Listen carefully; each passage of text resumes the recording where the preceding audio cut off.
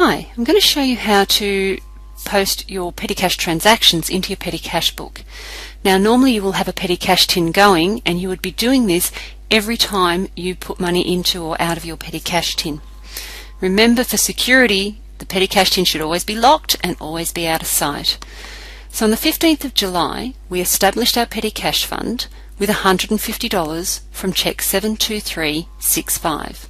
So in our petty cash book on the 15th of July, we will write in here, establish petty cash.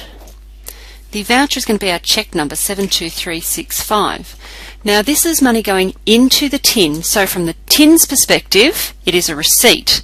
So it's going to be a receipt of $150. From the business's perspective, we needed to have written a cheque. So on the 15th of the 7th, we are going to have cheque 72365 that has been written, and we're going to say petty cash, establish float. Remember, the float is the balance that we always come back to. We have $150 coming out of our main bank account because that's where the cheque comes from, and we're going to be putting $150 into our petty cash tin, which is our petty cash general ledger account. So we now have a general ledger account that is going to show that we have money in this petty cash tin. Now on the 16th of July we bought some photocopy paper. The voucher is $81. The amount was $33, with $3 of that being GST. So here on the 16th of July we will put in photocopy paper. We'll just align that to the left. The voucher is voucher 81. Now this is a payment, so this is money going out of our petty cash tin, so we're going to say a payment of $33. There was $3 GST and $30 is going to go to stationery. You would know which account it goes to from the documents that you receive when you pay them the money. They should tell you where it's to be allocated to. Notice we don't put anything in our cash payments journal because we haven't written a cheque. We're now using the cash from the petty cash tin. On the 16th, we have sandwiches for a lunch meeting, which is voucher 82. Total amount is $44 and the GST is $4. So on the same date, we're not going to put the date again because we only need to do it when it changes. We're going to say sandwiches for our meeting. Voucher is 82. It is a payment out of the petty cash tin, $44. The GST was $4, and we will put the $40 as entertainment. Notice that the amount on the right balances the payment that goes out. Just like a normal journal, we have to allocate fully the cash that goes out. On the 17th, we purchased some cleaning materials. This is voucher 83.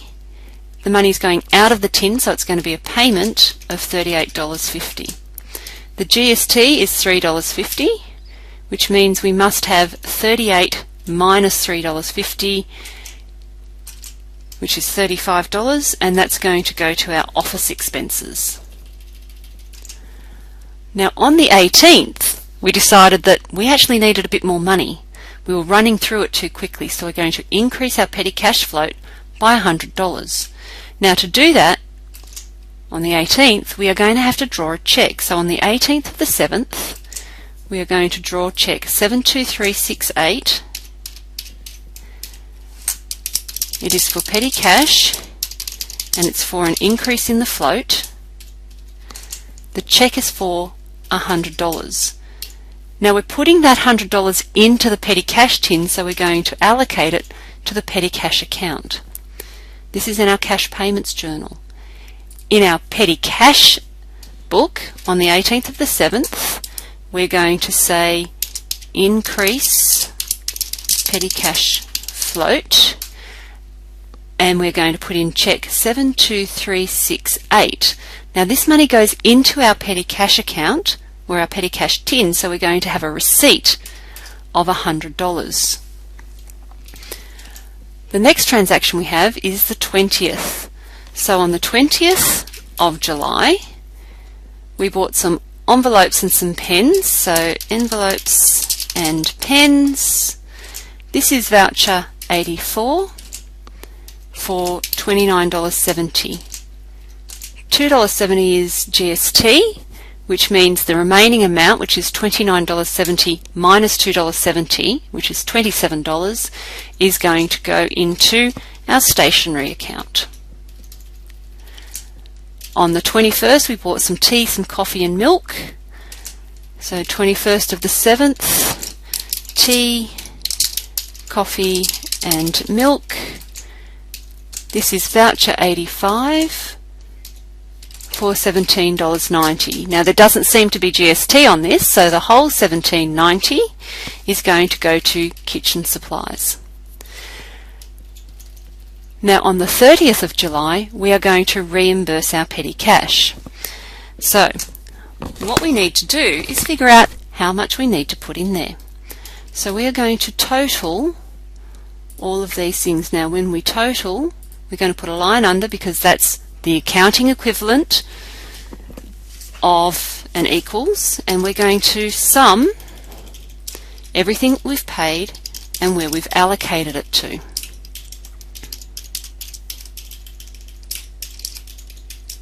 Now what we should see is the sum here should equal the 163.10, and we can see down here that it does. What we also need to do is sum our total cash.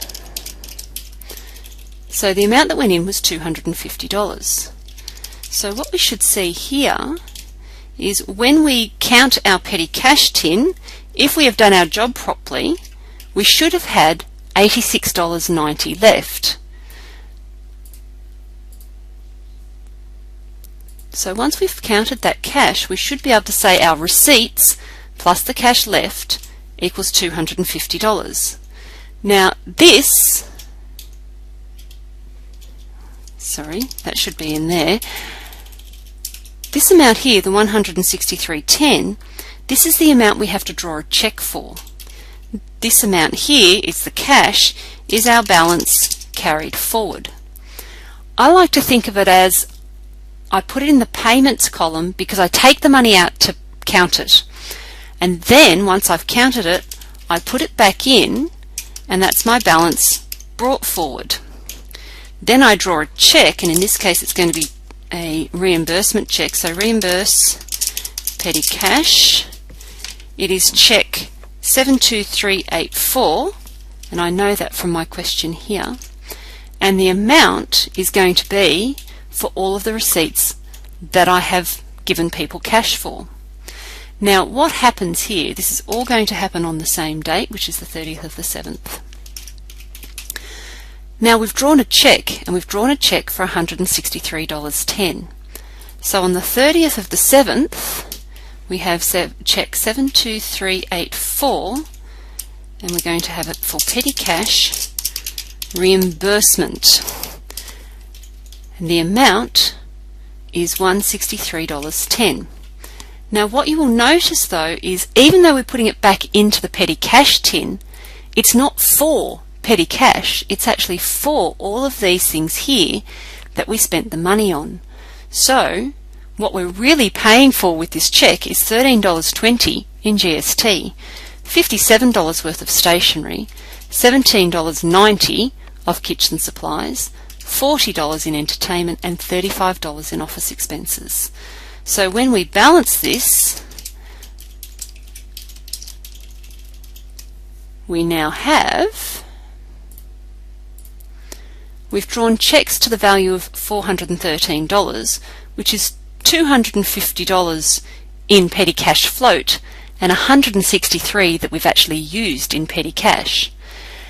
The $250 is the amount that we will always come back to when we reimburse our petty cash, and each of these items is what we spent the actual money on. So when we reimburse our float, we always make sure that we're allocating it to what we spent the money on. When we are creating or increasing the float, that's when it goes to petty cash.